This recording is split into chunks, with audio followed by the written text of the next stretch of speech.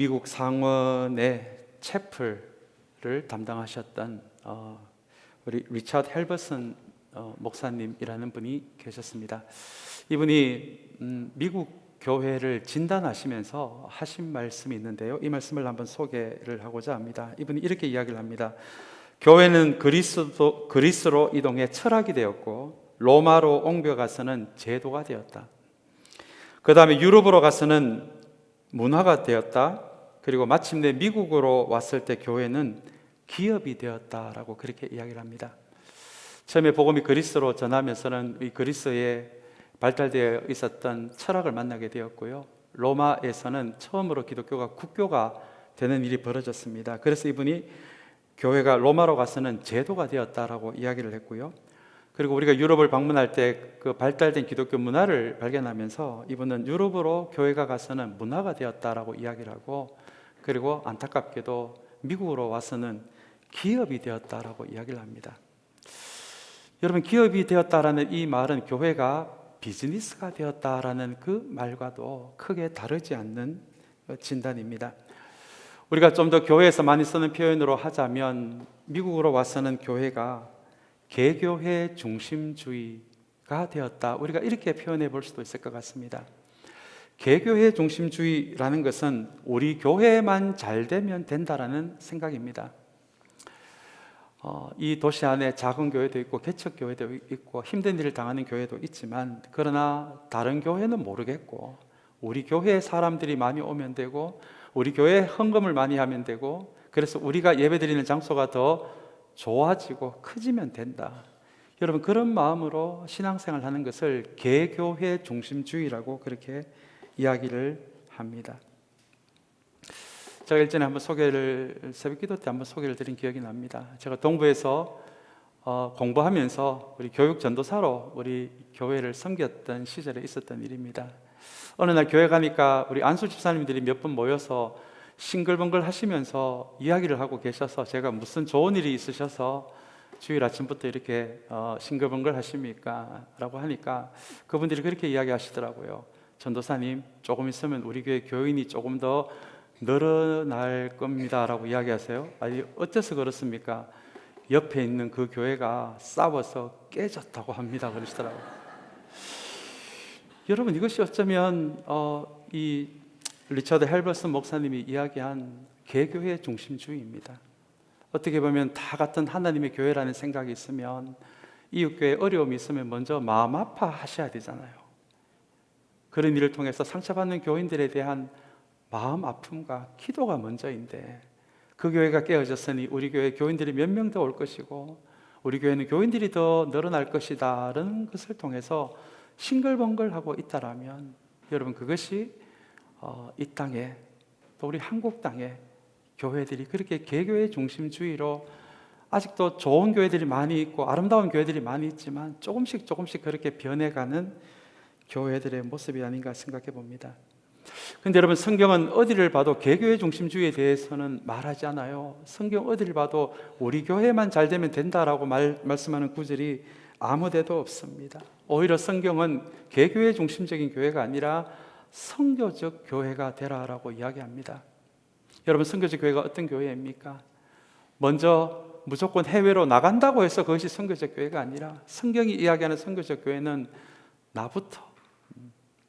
나부터 교인다운 교인이 되고 우리 교회가 교회다운 교회가 될 때, 그 다음에 우리가 가지고 있는 것, 우리가 경험한 것, 하나님이 우리에게 주신 것을 교회 밖으로 흘려보내고 마침내 그곳에 또 다른 선교적 교회가 세워지도록 우리가 돕는다면, 여러분, 그 교회를 성경은 선교적 교회라고 그렇게 이야기를 합니다.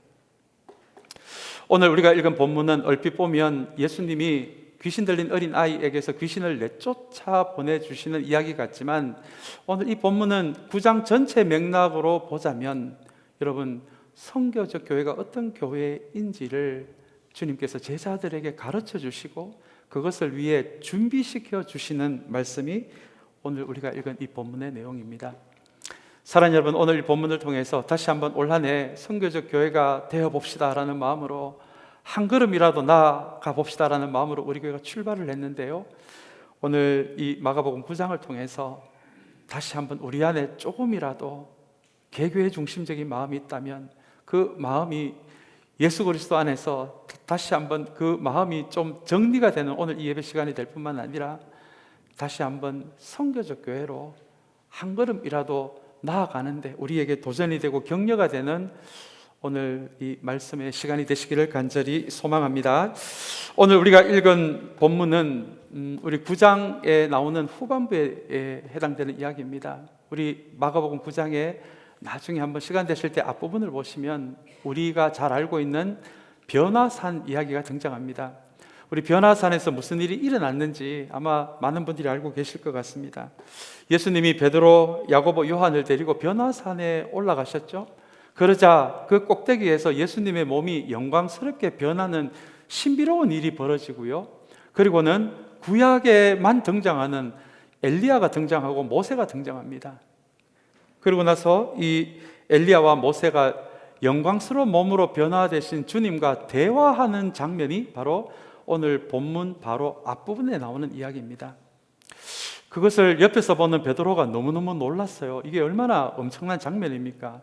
세상에 성경에만 나오는 엘리야와 모세가 지금 주님과 대화하고 있으니 이 얼마나 놀랍고 신비스러운 장면이었겠습니까? 그래서 베드로가 이렇게 이야기하죠.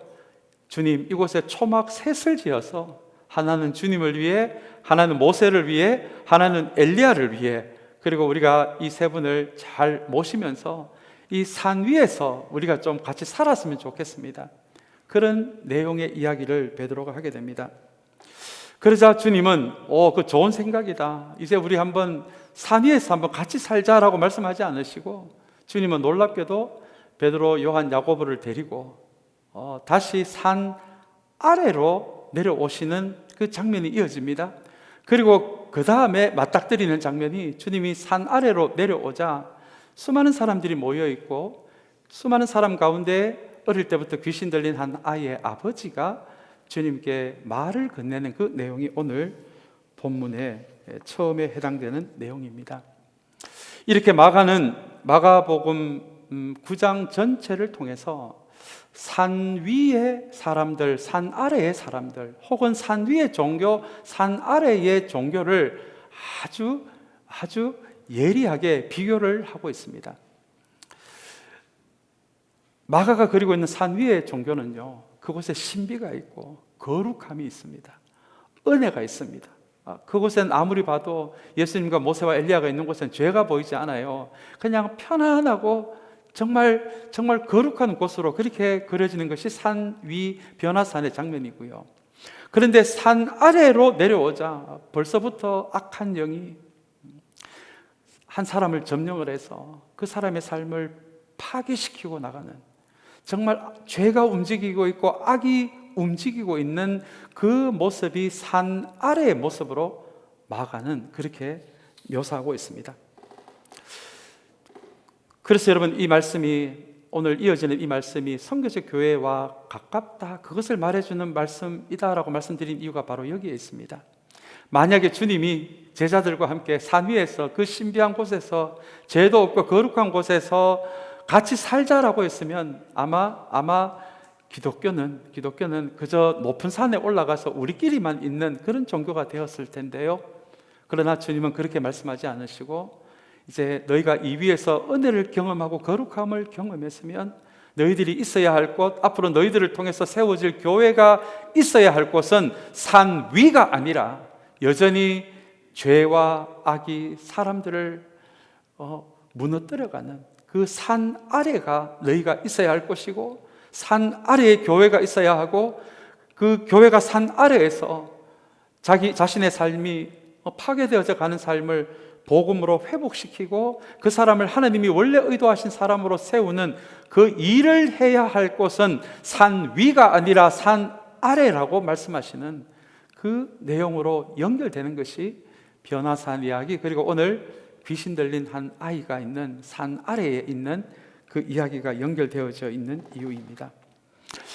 그래서 오늘 본문은 단순히 앞에서 말씀드린 대로 귀신 들린 아이를 주님이 쫓아주셨다 정도에서 멈추는 이야기가 아니라 앞으로 이 제자들을 통해 이제 조금 있으면 교회들이 세워질 텐데요, 이 교회가 어디에 세워져야 하는지, 어떤 일을 해야 하는지, 그러게 어떻게 선교적 교회가 될 수 있는지를 가르쳐 주는 본문이 바로 오늘 우리가 읽은 본문입니다. 다시 한번 오늘 이 본문을 대하시면서 사랑하는 여러분, 교회는 산 위에서 거룩한 동네에서 은혜만 있는 곳에서 우리끼리만 기쁘게 지내라라고 그렇게 부름을 받은 곳이 교회가 아니라, 우리가 그런 은혜의 시간이 지난 다음에 우리가 복음이 무엇인지를 안다 하면은 우리가 있어야 할 곳은 산 위가 아니라 산 아래예요. 아래. 그래서 삶이 무너지고 삶이 어려워지고 또 자신의 삶이 원하지 않게 파괴되어져 가는 그 사람들을 복음으로 붙들어주고 그 삶을 세워주고 그 삶을 주님이 원래 의도하셨던 그 사람으로 회복시켜주는 그 선교적 교회가 되는 것은 산 위가 아니라 산 아래라는 것을 기억하는 우리 이 자리에 모인 모든 믿음의 식구들이 되시기를 간절히 소망합니다. 이제 우리 이런 배경을 생각하시면서 어떻게 주님이 이 귀신 쫓는 이야기를 통해서 선교적 교회를 이야기하시는지 우리 한번 18절 말씀을 우리 한번 보기를 원합니다. 18절 말씀을 제가 한번 읽어드리겠습니다. 제가 읽습니다. 어디서나 귀신이 아이를 사로잡으면 아이를 거꾸로 때립니다. 그러면 아이는 거품을 흘리며 이를 갈며 몸이 뻣뻣해집니다. 그래서 선생님의 제자들에게 그 귀신을 쫓아내 달라고 했으나 그들은 쫓아내지 못했습니다. 라고 이 귀신 들린 아이의 아버지가 산에서 내려오시는 주님께 드렸던 이야기입니다. 근데 여러분, 오늘 이 본문을 보시면 18절이 어떻게 보면 오늘 본문 전체를 이해를 하는, 그리고 이 제자들을 선교적 교회를 위한 사람들로 조금씩 세워나가는 그 단초를 주는 말씀이 바로 18절의 말씀입니다. 이 18절의 말씀은 이렇게 이야기를 하고 있죠.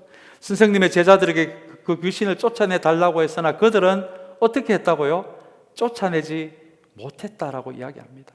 이렇게 아직은 사나리 동네에 회복되어져야 할 사람들이 이렇게 많이 있는데 아직은 예수님의 제자들은 준비가 되지 못했다. 아직은 연약한 채로 있는 사람들이었다. 부족한 사람들이었다 라고 하는 이야기가 여러분 18절 후반부에 나오는 말씀입니다. 이 구절뿐만 아니라 사복음서 전체는 주님이 십자가를 지시는 그 순간까지 제자들을 연약한 사람들로 묘사를 합니다. 아직은 산 위에 있는 것에만 익숙한 사람들, 산 아래에 가서 선교적 교회를 세우기에는 아직은 준비가 되지 않은 사람들로 사복음서 전체가 묘사를 합니다. 그래서 이 제자들에 대한 이야기, 나중에 아마 초대교회 리더가 되고 나서는 사복음서를 읽으면서 내가 옛날엔 이랬지라고 하면서 조금은 부끄러움을 느꼈던 제자들도 많았을 것 같습니다. 그 정도로 사복음서는 제자들을 묘사할 때 주님과 같이 다니고 주님이 일으키는 기적의 현장, 믿음의 현장을 수없이 목격했지만 여전히 잘못된 생각을 하고 잘못된 판단을 하는 사람들로 사복음서는 제자들을 묘사합니다. 그렇게 수많은 기적의 현장이 있었지만 여전히 자기 중심적인 사람들, 자기를 넘어서지 못하는 사람들, 자기를 넘었으면 그 자리에 하나님이 계시고 이웃이 있는데 그것을 넘어서지 못하고 자기 중심성에만 갇혀 있는 사람들, 그리고 혹은 예수님을 통해 자기를 드러내기를 원하는 사람들로 제자들의 모습을 묘사합니다. 우리 십자가를 앞에 두고 겟세마네 동산에서 우리 땀방울이 핏방울이 될 때까지 기도하셨던 주님의 장면 아마 여러분 다 잘 아실 겁니다. 그 장면도 마찬가지죠. 주님의 마음이 너무 힘드셔서 제자들에게 나와 좀 같이 기도할래라고 같이 겟세마네 동산에 가서는 시간이 조금 지나자 바로 잠들어 버리는 그런 연약한 제자들, 부족한 제자들. 그래서 지금 이렇게 산 아래에 고통받고 있는 사람들에게도 아무것도 할 수 없는 제자들의 모습으로 오늘 18절은 그렇게 제자들을 묘사하고 있습니다. 우리 22절을 한번 보겠습니다. 22절은 이 산 아래에서 어떤 일이 또한 벌어지고 있는지를 보여주는 말씀인데요. 우리 22절 말씀은 우리 한번 같이 읽겠습니다. 귀신이 그 아이를 죽이려고 여러 번 불 속에도 던지고 물 속에도 던졌습니다. 하실 수 있으면 우리를 불쌍히 여기시고 도와주십시오 라는 말씀입니다.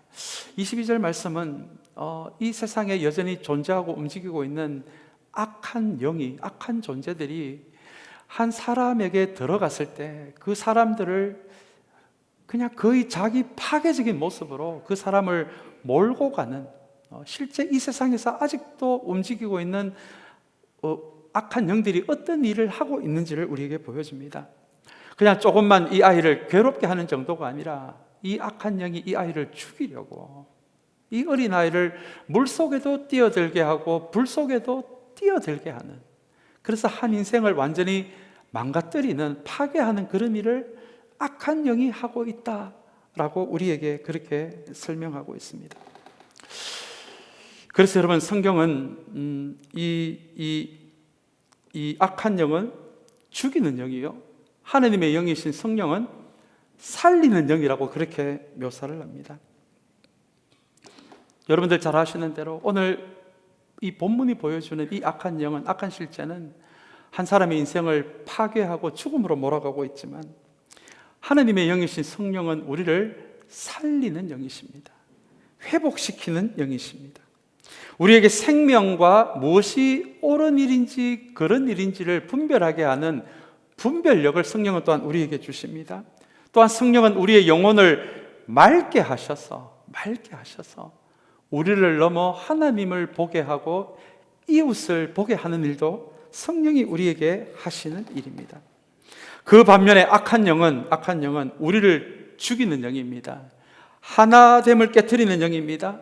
그리고 끊임없이 우리에게 낮은 자존감을 주어서 자기 연민에 빠지게 하고 자기 비하에 빠지게 해서 마침내는 자기 파괴로 이끌어가는 그런 일을 하는 것이 악한 영입니다. 우리에게 분별력을 없애버립니다. 우리의 영혼을 마비시킵니다. 그래서 오늘 본문처럼 이것이 불인지 물인지, 이것이 얼마나 위험한 선택인지 그것을 깨닫지 못하게 해서 우리를 물에도 집어던지고 우리를 불 속에도 집어던질 수 있는 것이, 여러분, 오늘 본문이 이야기하는 이 악한 영이 지금도 하고 있는 일들입니다. 사랑하는 여러분, 이것이 우리가 경험하는 이 세상에서, 이 산 아래에서 여전히 벌어지고 있는 일들입니다. 방금 이 표현들을 요즘 더 현대적으로 표현하면 이런 표현이 될 것 같아요. 여러분, 이 시대 많은 사람들을 자기 파괴로 이끌어가는 중독의 문제도요, 이것도 우리가 정신적인 문제로도 볼 수 있지만 그 뒷면에 악한 영이 있는 것으로 우리는 그렇게 이해할 수 있습니다. 자기만 생각하는 나르시즘요, 온통 자기 연민에, 다른 사람의 고통은 알지 못하고 자기 연민에만 빠져 있는 것, 열등감, 상처, 그리고 비인간적인 살아가는 모습들요. 그래서 사람을 회복시키는 것이 아니라 누군가를 이용하는 사람들, 자기중심성에 빠진 사람들, 어쩌면 이것이 오늘 본문이 이야기하는 악한 영이 그 사람을 움직이고 그 사람의 정신을 마비시키고 마비를 시키는 그 주님의 시대의 산 아래에 벌어지고 있는 일들이 지금도 이 세상에는 벌어지고 있다라는 것을 말해주고 있는 것이, 사랑하는 여러분, 이것이 22절의 말씀입니다. 우리 이어서 19절의 말씀을 보겠습니다. 여전히 이런 산 아래 세상에서도 아무것도 할 줄 모르는 제자들을 향해서 주님이 하시는 말입니다. 우리 19절 말씀도 우리 한번 같이 읽겠습니다. 예수께서 그들에게 말씀하셨다. 아, 믿음이 없는 세대여, 내가 언제까지 너희와 함께 있어야 하겠느냐? 내가 언제까지 너희에게 참아야 하겠느냐? 아이를 내게 데려오너라는 말씀입니다. 제가 19절을 처음에 묵상할 때는 라는 단어를 제가 잘 보지를 못했습니다. 믿음이 없는 세대가 제 눈에 먼저 들어왔기 때문입니다. 그런데 여러분, 를 가만히 찾아보니까, 원서를 찾아보고 또 주석을 찾아보니까 이것이 이 주님의 그 안타까움에서, 그 아픈 마음에서 나오는 그 탄식의 감탄사이더라고요. 기쁨의 감탄사가 아니라 이런 한숨에 그 탄식에 그 마음이 담겨져 있는 것이, 라는, 아직도 이 산 아래에 있는 사람들을 회복시킬 준비가 되어 있지 않는 예수님의 제자들을 향한 탄식의 감탄사가 바로 라는 감탄사입니다. 주님은 지금 속상하신 거예요. 이렇게 3년 가까운 세월을 이렇게 옆에서 말씀을 가르치고 기적의 현장에 있었고 믿음의 현장에 있음에도 불구하고 아직도 이 산 아래에서 고통받고 있는 한 사람을 회복시키지 못한, 준비되어 있지 못한 이 제자들을 향해서 주님은 라고 탄식의 한숨을 쉬시는 것이 오늘 19절에 나오는 라는 감탄사의 의미입니다. 제가 이 감탄사를 묵상하면서 어쩌면 주님께서 이 시대 교회들을 바라본다면, 이 시대에 점점 무기력해져 가고 있는 교회들을 향해서도 주님은 같은 탄식을 하시지 않으실까라고 생각을 해 보았습니다. 많은 분들이 이 시대 교회들이 무기력해지고 있다라고 이야기합니다. 무기력해지고 있는 이유가 무엇일까요? 아마 여러 가지 이유가 있겠지만 그 중에 한 가지는 지금 이 시대의 교회 안에서 예배를 드리고 있는 저와 여러분들 같은 이 크리스천들 안에는 정말 복음이 세상의 희망이 되고, 복음이 세상을 회복시킬 수 있고, 복음이 정말 한 사람의 삶을 고칠 수 있다는 그 믿음의 확신이 점점 줄어드는 시대를 우리는 살아가고 있다는 것입니다. 우리나라 초창기에 선교사님들이 목숨 걸고 복음을 전했던 그 시절이 벌써 100몇십 년이 지났습니다.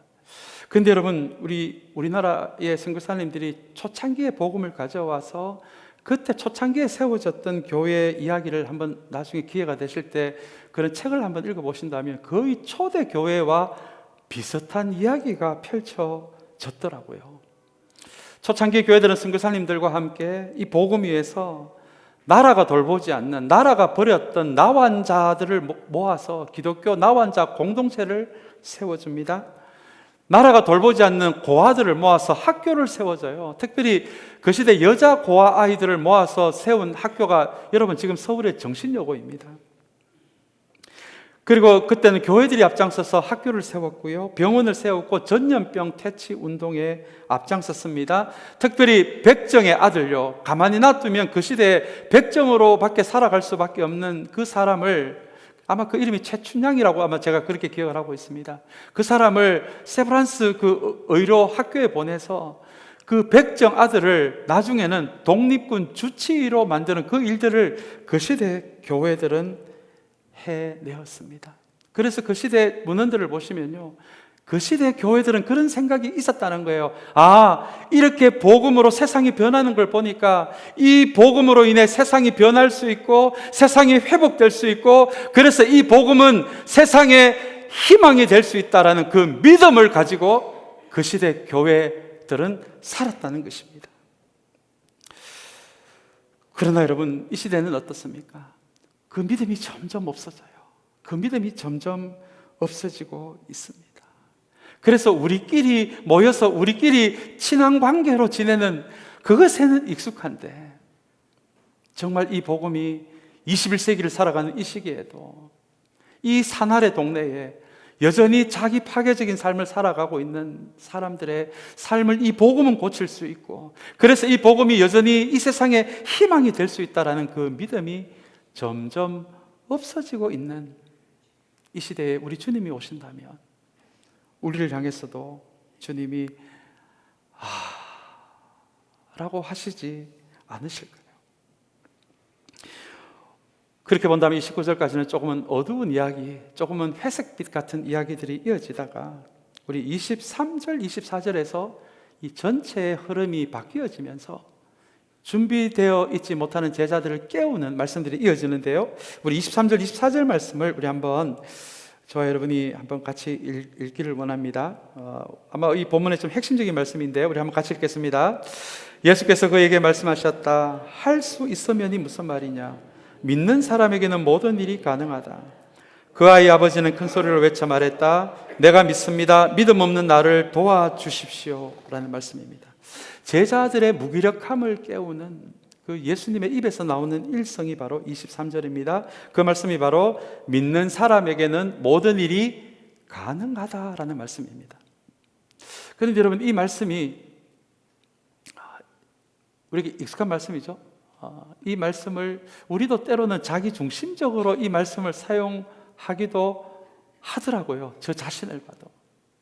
그래서 많은 분들이 믿는 사람에게는 이 포인트가 앞에 와 있는데, 많은 분들이 믿는 사람 뒤에 나오는 모든 일, 이걸 보면서 믿기만 하면 내가 원하는 거 다 얻을 수 있구나. 다 얻을 수 있구나. 그래서 우리의 믿음을 깨우는 주님의 이 말씀도 자기중심성에 잡혀 있으니까 우리의 탐욕을 건드려서 우리가 원하는 것을 얻어내는 그런 말씀으로 이용하는 모습도 있더라고요. 사랑하는 여러분, 이 말씀은 그런 말씀이 아닙니다. 야, 너가 믿기만 믿으면 너희 원하는 거 다 가질 수 있어. 너가 원하는 거 다 될 수 있어. 네가 원하는 거는 다 소유할 수 있어 라는 그런 의미가 아니라 23절의 이 말씀은 정말 너희에게 예수 그리스도를 향한 그 믿음이 진짜로 있느냐라는 것을 확인하는 말씀이 바로 믿는 사람에게는 모든 일이 가능하다라는 이 말씀의 의미입니다. 다시 이야기하면 너희는 지금 나를 믿는다라고 하지만 그 믿음 안에 너희의 진심이 있느냐? 진심이 있느냐? 아니면 예배 시간에 그저 우리 입으로만 하는 그 믿음이라는 말만을 사용하고 있느냐라는 것을 묻고 계십니다. 일전에 어떤 책을 보니까 이런 이야기가 나오더라고요.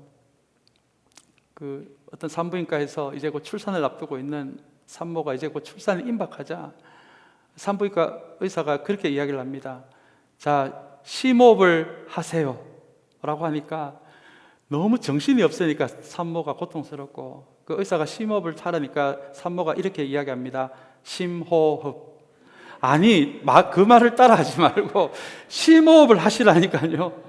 다시 또 그 정신없는 우리 산모가 너무 고통스러운 나머지 심호흡이라고 그렇게 이야기를 합니다. 사랑하는 여러분, 바로 그런 거 아닐까요? 우리의 믿음이라고 하면 그 안에 진심이 담겨져야 하고 그 믿음에서 나오는 행동이 있어야 하는데 우리는 마치 이 산모처럼 교회에서 믿음, 믿음, 믿음, 심호흡, 심호흡, 심호흡 그렇게만 살아가고 있지는 않습니까? 그래서 주님은 이 제자들을 이제 장차 선교적 교회를 세워나갈 이 제자들의 그 믿음을 깨우시기 위해서 정말 너희들이 나를 믿는다라고 하지만 그게 너희들의 진심이니? 정말 그것이 너희들의 진심이니? 아니면 교회 안에서 우리에게 익숙한 표현으로 그저 믿음이라는 것을 우리의 입에만 달고 사는 사람들은 아닌지 그것을 확인하는 말씀이 바로 23절의 말씀입니다. 우리 이어서 24절의 말씀은 그 아이의 아버지가 큰 소리로 외쳐 말하는 내용인데요. 이 안에 오늘 우리 본문에 우리 오늘 설교의 제목이 담겨져 있는 말씀이기도 합니다. 우리 24절 말씀 중요해서 우리 다시 한번 읽어볼까요? 같이 읽습니다. 그 아이 아버지는 큰 소리로 외쳐 말했다. 내가 믿습니다. 믿음 없는 나를 도와주십시오. 여러분, 이 말씀이 이해가 됩니까? 이 두 문장이 부딪히고 있지 않습니까? 분명히 앞부분은요, 내가 믿습니다라고 이야기해 놓고는 그 다음에는 뭐라고 이야기를 합니까? 믿음 없는 나를 이라고 이야기합니다. 여러분, 이게 지금 뭐가 어떻게 되고 있는 것입니까? 먼저 앞부분에서 믿음이 있어야 이 일이 가능하다라는 그 말씀을 들으니 자기 자식을 우선 살리고자 하는 마음에서 이 아버지의 입에서 그냥 튀어나온 단어가 무엇입니까? 내가 믿습니다. 그런데 제자들하고 달랐던 이 아버지의 모습 가운데 하나는 믿습니다라고 이야기는 했는데 실제 자기를 보니까 믿음이 있어요, 없어요? 없어요. 그러면 믿음 있는 척 하면 될 텐데 이 사람은 그렇게 있는 척을 하지 못하는 사람이었어요. 믿습니다라고 급한 나머지 자기 입에서 이 말은 외쳤지만 그러나 자기 자신을 정직하게 들여다보니까 믿음이 없어요. 그래서 이 사람이 주님께 외쳐서 이야기합니다. 믿음 없는 나를 어떻게 해달라고요? 도와달라고 이야기합니다. 여러분, 그 다음에 놀라운 일이 벌어집니다. 믿음 없는 나를 도와달라라는 이것을 믿음으로 보시고 주님이 그 아들을 고쳐주는 이야기가 이어서 나옵니다. 저는 이 뒷부분의 말씀을 묵상하면서 저에게도 참 격려가 되었습니다. 우리는 보통 믿음이라고 이야기하면 큰 믿음, 강한 믿음, 산이 이쪽에 있는 산을 저쪽으로 옮길 만한 대단한 믿음을 이야기하지만 주님은 그 정도의 믿음을 우리에게 요구하지 않으셔요. 오늘 이 본문을 봐서는 나에게 믿음이 없다라는 것을 그것이 만약에 발견이 된다면 혹은 내 안에 있는 믿음이 절반의 믿음이고 그저 작은 믿음에 불과하다라면 그 믿음을 방치하지 않고 자신의 있는 모습을 주님께 정직하게 드러내면서 주님, 내가 이 정도 모습밖에 되지 않으니 나를 도와달라고 하는 그것도 믿음이더라고요. 믿음이더라고요. 사랑하는 여러분, 오늘 이것도 주님이 믿음으로 보시고 그 아이를 고쳐주시는 귀한 믿음으로 보신다면 이제 선교적 교회를 준비하면서 만약에 선교적 교회는 우리가 먼저 교인다운 교회, 교회다운 교회가 되는 것이 먼저인데 우리에게 저와 여러분들을 돌아봤을 때 아직도 작은 믿음에 불과하다면, 아직도 의심이 있는 믿음이라면, 아직도 절반밖에 되지 않는 믿음이라면 사랑하는 여러분, 그 믿음 방치하지 마시고요, 가만히 내버려 두지 마시고요, 다른 사람도 이렇게 사는데 라고 하시면서 아무것도 하지 않는 우리가 아니라 오늘 이 아이의 아버지처럼 하나님, 내 믿음 없음을 도와주시옵소서. 여러분, 그것이 믿음이라고 오늘 성경은 이야기합니다. 다른 것도 마찬가지입니다. 내 안에 사랑이 없으면 오늘 이렇게 기도하시면 될 것 같아요. 하나님, 나의 사랑 없음을 도와주십시오. 내 안에 누군가에 대한 원망이 가득하다면 하나님, 내 안에 사랑이 없음을, 원망밖에 없음을 불쌍히 여기시고 나를 어떻게 해달라고요? 도와주시옵소서. 사랑하는 여러분, 바로 그 기도에서 진짜 믿음이 시작된다라는 것을 오늘 이 24절의 말씀은 우리에게 이야기하고 있습니다. 아마 이 말씀을 듣는 제자들이 깜짝 놀랐을 것 같아요. 자신들의 믿음 없음을, 여전히 산 아래에서 힘든 삶을 살아가는 사람을 도와주지 못하는 그 자신들의 모습을 바라보면서 자신의 믿음의 자리가 어디에서 시작이 되어야 하는지, 나의 믿음 없음을 주님 도와주십시오, 바로 이 지점에서 우리의 믿음이 시작되는구나라는 것을 깨달았을 것입니다. 사랑하는 여러분, 다시 한번 오늘 이 아이의 아버지의 그 가슴 터져 나오는, 그 입에서 터져 나오는 고백을 생각하시면서 오늘 이 예배 가운데 혹시 내 믿음이 부족하고 사랑도 부족하고 인내도 부족하고 기쁨도 부족하고 인내력도 부족한 분들이 여기에 그것이 나의 모습이다라고 생각하는 분들이 계십니까?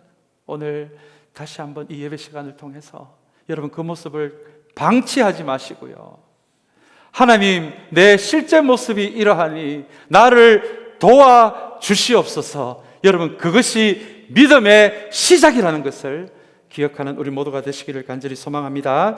이제 우리 마지막 말씀입니다. 28절, 29절 말씀 읽고 말씀을 맺기를 원합니다. 우리 한번 이 두 절의 말씀 같이 읽겠습니다. 예수께서 집 안으로 들어가시니 제자들이 따로 그에게 물어보았다. 왜 우리는 귀신을 쫓아내지 못했습니까? 예수께서 그들에게 대답하셨다. 이런 부류는 기도로 쫓아내지 않고는 어떤 수로도 쫓아낼 수 없다라고 이야기합니다. 주님은 이제 앞으로 선교적 교회를 장차 세워나갈 이 제자들에게 먼저 실제적으로 시작되는 그 정직한 믿음을 가르쳐 주시고, 이어서 오늘 29절의 말씀에는 뭐를 이야기합니까? 놀랍게도 기도를 이야기합니다. 여러분, 기도가 너무 익숙해서 별로 그렇게 감흥이 없다라고 생각하시는 분들이 혹시 여기 계시지 않습니까? 그렇다면 제가 한번 질문을 드리기를 원합니다. 여러분들은 기도에 대해서 어느 정도로 알고 계십니까? 정말 여러분들에게 익숙한 기도 말고요, 성경이 가르치는 기도를 혹시 여러분 알고 계십니까? 혹은 성경이 가르치는 기도대로 여러분 기도하고 계십니까? 성경은 기도를 이렇게 이야기합니다. 하나님과의 사귐의 시간이라고 이야기합니다. 우리에게 필요한 것, 주님께 간청하는 것도 좋은 기도입니다. 그러나 우리 기도가 간청에만 머문다면 성숙한 기도, 성경이 가르쳐주는 기도는 아닙니다. 성경이 가르쳐주는 기도는 간청을 포함해서 간청을 넘어 사귐의 기도를 이야기합니다. 사랑하는 연인끼리 서로의 부족한 점까지도 다 나누는 것처럼 하나님 앞에 내 안에 있는, 내가 생각해서 이거는 못난 생각이다라고 하는 생각까지도 주님 앞에 내어놓고, 오늘은 제가 주님 이런 생각도 했습니다, 이런 나쁜 마음도 먹었습니다, 우리 그런 내용까지 주님께 아뢰일 수 있다면 여러분, 이것을 성경은 사귐의 기도라고 이야기합니다. 또 한 가지 성경이 가르치는 기도가 있습니다. 이 기도대로라면 기도를 이렇게 정의할 수 있을 것 같아요. 기도는 참된 크리스찬이 되기 위한 몸부림이다, 이렇게 우리가 이해할 수도 있을 것 같습니다. 왜냐하면 우리는 기도를 통해서 나의 뜻이 아니라 누구의 뜻을 구합니까? 하나님의 뜻요. 내 자기중심성에 갇혀있는, 내 감정과 본성에 좌우되는 그런 나의 못난 모습이 아니라 그 내면에서 나오는 나의 뜻이 아니라 하나님의 뜻을 우리가 구할 수 있다면, 사랑하는 여러분, 하나님의 뜻을 구하는 크리스찬이 참된 크리스찬이 아닐까요? 그렇다면 참된 크리스찬이 되기 위해서도 우리는 기도하지 않으면 방법이 없을 것 같습니다. 또한 주기도문에서 주님은 이렇게 가르쳐 주십니다. 이 땅에서 우리가 먹고 사는 일용할 양식, 쉽지 않은 용서의 문제, 또한 악에게 물들기 쉬운 이 산 아래의 상황을 생각하면서 우리가 먹고 사는 문제도, 용서하는 문제도, 또 이 악에 물들지 않기 위해서라도 너희들이 기도해야 한다라고 가르쳐 줍니다. 그 기도의 관점에서 본다라면 주님이 주기도문을 통해서 우리에게 가르쳐 주는 기도는 이 땅의 문제들을 내 방식대로 해결하는 것이 아니라 하늘을 통해 이 땅의 문제들을 해결하는 방식, 여러분, 그것도 기도의 의미입니다. 그리고 오늘 본문이 29절에 우리에게 가르쳐 주는 것은 이 땅의 산 아래에 사는, 여전히 자기 파괴적인 삶을 살아가는 그 사람들의 삶을 회복시키는 그 능력이 우리에게서 나오는 것이 아니라 우리의 기도를 통해 하나님의 능력이 흘러나오는 그 기도를 가르쳐 주시는 것이 오늘 우리가 방금 읽은 29절의 말씀입니다. 여러분, 성경이 가르치는 기도를 생각해 보니 우리가 기도를 해야 되겠습니까? 안 해야 되겠습니까? 선교적 교회가 저절로 되겠습니까? 아니면 우리가 우리의 기도를 통해 선교적 교회가 되어지겠습니까? 그래서 주님은 이 제자들에게 기도를 가르쳐 주고 있는 것입니다. 언젠가는 너희들이 교회 리더가 될 텐데 너희들에게 정말 너희들의 진심이 담긴 믿음이 있어야 하고, 그리고는 너희가 기도하는 사람들이 되어야 한다. 여러분, 우리 교회도 마찬가지입니다. 우리 교회가 선교지로 바로 달려가기 전에 우리의 믿음에 정말 우리의 진실함이 담겨 있고 우리의 진심이 담겨 있는 믿음인지, 그리고 우리는 정말 기도하는 교회인지, 그것을 주님은 먼저 우리에게 말씀하고 계십니다. 사랑하는 여러분, 선교적 교회는 그냥 되는 것이 아닙니다. 저와 여러분들의 믿음 안에 진심이 담겨져야 합니다. 그리고 기도하는 사람이 되셔야 합니다. 저는 우리 교회 믿음의 식구들 단 한 분도 빠짐없이 정말 하루의 짧은 시간이더라도 성경이 가르쳐주는 기도로 나아갈 수 있다면, 사랑하는 여러분, 우리 교회를 통해서 하나님의 능력이 이 세상에 흘러갈 것입니다. 우리 교회를 통해서 이 세상이 정말 변화되고 이 세상에 소망이 되는 그런 가슴 떨리는 일이 부족하고 연약한 부스러기 같은 우리 교회를 통해서도 일어날 수 있다라고 저는 믿습니다. 오늘 이것이 주님이 제자들에게 가르쳐주는 이야기입니다. 우리 마지막으로 미국 교회에서 교인들을 기도하게 하기 위해서 얼마 전에 이 세븐업 운동을 시작한 교회가 있어서 이거 잠깐 소개합니다. 세븐업 운동은 하루에 주님께 7분을 주님께 드리자라는 운동이에요. 기도에 익숙하지 않는 사람을 위한 운동입니다. 처음부터 기도 길게 하려고 하지 말고 딱 7분요. 몇 분요? 7분. 그래서 음료수 이름을 가지고 와서 세븐업. 어떻게 기도합니까? 성경을 3분 읽고 내가 읽은 성경대로 살게 해주세요. 4분을 기도할 수도 있고, 성경을 5분 읽고 2분 동안 이렇게 살게 해주세요, 힘주세요, 2분 동안 기도할 수도 있고, 처음부터 길게 하시려고 하지 말고 7분부터 시작을 한다라면, 그리고 이것을 매일 우리가 7분씩 드릴 수 있다면 시간이 갈수록 주님과의 사귐이 넓어지고 깊어지고, 그 과정에서 가만히 놔둬도 길어지는 게 우리의 기도거든요. 그래서 기도를 너무 어렵게 생각하지 마시고, 너무 거창하게 생각하지 마시고, 혹시 기도에 익숙하지 않는 분들이 계시다면 7분부터라도 시작할 수 있다면, 아마 여러분 올해 말쯤 되면 아마 그 7분이 70분이 될 줄 여러분 누가 알겠습니까? 우리 그렇게 기도를 시작하시면 됩니다. 가만히 놔두지 마시고요, 기도 안 하는 거 방치하지 마시고요. 오늘 선교적 교회가 되어가는 이 과정에서 다시 한번 믿음, 기도, 이 가장 기본적인 거, 이 두 개 잊지 않는 우리 모두의 선교적 교회 여정이 되시기를 주님의 이름으로 간절히 축원합니다. 우리